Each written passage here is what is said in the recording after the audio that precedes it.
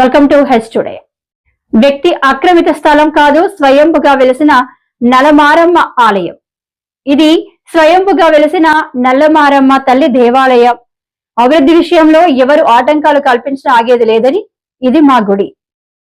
వ్యక్తి ఆక్రమిత స్థలం కాదు, స్వయంభూగా వెలిసిన నల్లమారమ్మ ఆలయం. ఇది స్వయంభూగా వెలిసిన నల్లమారమ్మ తల్లి దేవాలయ అభివృద్ధి విషయంలో ఎవరు ఆటంకాలు కల్పించినా ఆగేది లేదని, ఇది మా గుడి, మాకు కావాలని బీఆర్టీ కాలనీ వాసులు నల్లమారమ్మ తల్లి ప్రాంగణంలో పెద్ద సంఖ్యలో ధర్నాకు దిగారు.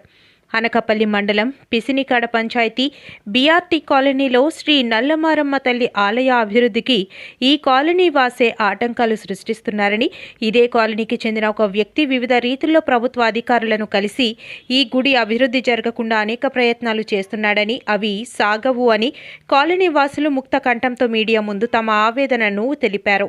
ఈ సందర్భంగా మాజీ ఎంపీటీసీ ఎల్లప్ప వెంకటరావు, బండి రాధిక, దొడ్డి నాగమణి తదితరులు మాట్లాడుతూ అనకాపల్లి మండలం పిసినికాడ పంచాయతీ బీఆర్టీ కాలనీలో 1994వ సంవత్సరంలో స్వయంభూగా శ్రీ నల్లమారమ్మ తల్లి వెలిసింది అన్నారు.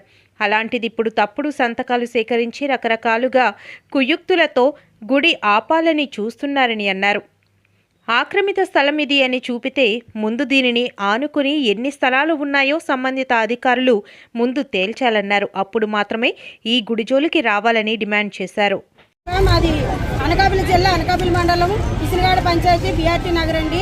మరి ఇక్కడ నల్లమారమ్మ వెలిసి మాకు దాదాపుగా 34 సంవత్సరాలు అయిందండి. ఈ 34 సంవత్సరాలు బట్టి ప్రతి గడప నుంచి కూడా మేము పసుపు కుంకాలు ప్రతి నెల ఫిబ్రవరిలో జరిగే పండుగ అమ్మవారి పసుపు కుంకాలు, సారి ఊరేగింపులు అన్నీ చేస్తున్నామండి.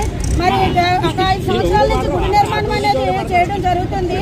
ఆ గుడి నిర్మాణంలో ఒక వ్యక్తి అంటే అందరూ కూడా మేము అనమండి, ఒక వ్యక్తి మేము గుడిని కడతామని ఒకసారి, గుడిని కట్టమని ఒకసారి, డబ్బు ఇస్తామని ఒకసారి, మీరు కట్టడానికి వీల్లేదని ఒకసారి, ప్రతిసారి మాకు ఇబ్బంది పెడుతున్నారండి. కానీ ఆ తల్లి ఆశీస్సులతో ఈసారి అమ్మవారు నేను ఇక్కడ వెలుస్తానని మొన్న మార్గశిర లక్షవారం మొదటి వారం నాడు అమ్మవారిని ఇక్కడ ప్రతిష్ఠ చేయడం జరిగింది.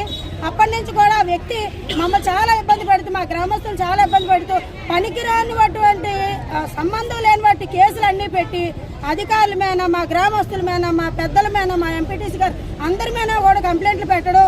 ఆ కంప్లైంట్లకి ఏమో ఎవరైనా వచ్చి చూసి ఇక్కడ న్యాయంగానే ఉందని వెళ్ళిపోతే, మీరు న్యాయంగా ఉందన్నారని వాళ్ళ మీద కంప్లైంట్లు పెట్టి, వాళ్ళు వచ్చారని ఇంకోళ్ళ మీద కంప్లైంట్లు ఇచ్చి, వాళ్ళ గ్రామం నుంచి మండలం జిల్లా స్థాయి వాళ్ళ ఎక్కడెక్కడికో కేసులు పెట్టి కంప్లైంట్లు పెట్టడం జరిగిందండి. మరి ముందు అమ్మవారు వచ్చిన తర్వాత మా ఊరు వచ్చిందండి. మేము ఎక్కడెక్కడి నుంచి వలస వచ్చాము. మేము యొక్క పుట్టి పెరిగిన వాళ్ళు అయితే కాదు. ఈ 34 సంవత్సరాలు బట్టి కూడా మేము అనకాపల్లి నుంచి, వైజాగ్ నుంచి, ఎక్కడెక్కడి నుంచి, బతుకుదెరువు నుంచి వచ్చి తిండికి లేని పరిస్థితిలో ఉన్న వాళ్ళు కూడా ఇక్కడ తల్లిని నమ్ముకున్న తర్వాత అమ్మవారి దైవాళ్ళు అందరూ కూడా ఆయుర ఆరోగ్యాలతో ఉన్నారండి. మరి ఆ చల్లం తల్లి మరి ఎక్కడ స్థలం లేక కాదు, ఎక్కడ కట్టుకోలేక కాదు, ఆ చల్లం తల్లి ఇక్కడ వెలిసి మా గ్రామాన్ని చూస్తుందండి. మాకు ఇక్కడ పక్కనే ఉంది గౌరీ సంఘ స్థలం, మేము అక్కడ కట్టుకోవచ్చు, ఎవరు అడగరు. కానీ మా తల్లి ఇక్కడ వెలిసింది, ఇక్కడ అమ్మవారు పుట్టింది కాబట్టి అమ్మవారు మా గ్రామాన్ని చూడాలి, మమ్మల్ని అందరినీ చల్లగా చూడాలి అని దాంతో మేము ఇక్కడ అప్పటి నుంచి కూడా పూజలు చేస్తున్నామండి. కాబట్టి ఈ యొక్క విషయాన్ని ఎవరైతే మాకు కంప్లైంట్లు ఇస్తున్నారో ఆ కంప్లైంట్ ఇచ్చే వ్యక్తి ఎవరైతే ఉండి ఇక్కడికి వచ్చి మాట్లాడితే ఆ వ్యక్తి మేము క్లారిటీగా చూపిస్తాం. ఇవాళ మహిళల దగ్గరికి వచ్చి ఒక వ్యక్తి, అమ్మ నేను గుడి గురించి మాట్లాడదాం అనుకుంటున్నాను, గుడి గురించి చెప్దాం అనుకుంటున్నాను కాబట్టి మీరందరూ రండి, మీరందరికీ మీకు విషయం తెలియజేశానని తెలియజేసి సంతకం పెట్టండి. మా గ్రామ మహిళలందరూ కలిపి 300 మంది సంతకాలు పెట్టామండి. దానికి ఆయన మాకు గుడి వద్దంటున్నారు, అక్రమంగా గుడి కడుతున్నారు, అందుకని మేము అందరూ సంతకాలు పెడుతున్నామని, అమ్మవారి మీద వద్దంటున్నామని సంతకాలు పెట్టించి వాళ్ళు కేసులు పెడుతున్నారండి. మేమెవరూ కూడా మాకు గుడి వద్దని చెప్పలేదు. మా గుడి మాకు కావాలి. మేము హిందూ బంధువులు, మేము హిందువులో ఉన్నాం కాబట్టి